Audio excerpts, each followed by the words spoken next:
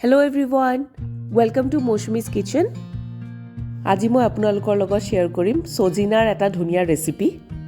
তাৰ কাৰণে মই লৈছো পিয়াজ দুটা, নহৰু এটা, আদা এটুকুৰা আৰু কেঁচা জলকীয়া দুটা।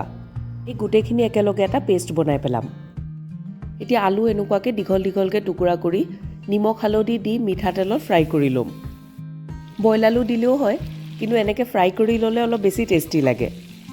অকল সজিনা বনোৱাতকৈ এনেকৈ অলপ আলু দি দিলে ভাল লাগে। যদি আপোনালোকে আলু নাখায় তেতিয়া নিদিলেও হ'ব। আলু ফ্ৰাই কৰা তেলত অকণমান ক'লা জিৰা দি দিলোঁ, সৰু চামুচে 1 চামুচমান। এতিয়া দিম তেজপাত দুখিলা আৰু বনাই থোৱা পেষ্টটো। এতিয়া পেষ্টটো ধুনীয়াকৈ ফ্ৰাই কৰি ল'ম।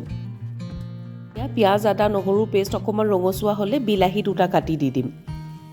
বিলাহী দিলে এনেও যিকোনো জোল খাবলৈ ভাল লাগে। এতিয়া দিম হালধি নিমখ।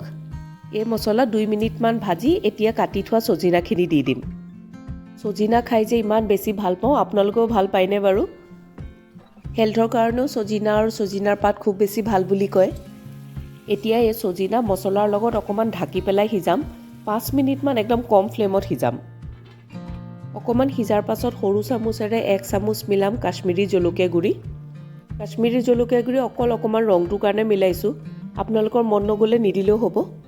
2 চামুচ সৰিয়হ মই 2-3 ঘণ্টা তিয়াই থৈছিলোঁ। এতিয়া পেষ্ট বনাই পেলাই মিলাই দিলোঁ। মই হালধীয়া সৰিয়হটো লৈছোঁ।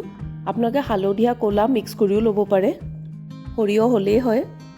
এতিয়া জোখমতে পানী দি অলপ দেৰি উতলাই ফ্ৰাই কৰি থোৱা আলুখিনি মিলাই দিলোঁ। পকা কেঁচা জলকীয়া এটাও ফালি দি দিলোঁ। আলু দিয়াৰ পাছত ফুল ফ্লেমত আৰু 5 মিনিট সিজালোঁ। আপোনালোকে জোখমতে পানী দি দিব যাতে পানীখিনি শুকাই নাযায়। শেষত দিলোঁ কেঁচা ধনিয়া পাত। এয়া মোৰ সজিনাৰ তৰকাৰী ৰেডি হৈ গ'ল। গৰম গৰম ভাতৰ লগত এই সজিনাৰ তৰকাৰী খাবলৈ খুবেই ভাল হয়। আকৌ এটা নতুন ভিডিঅ' লৈ সোনকালেই লগ পাম। বাই এভৰিৱান।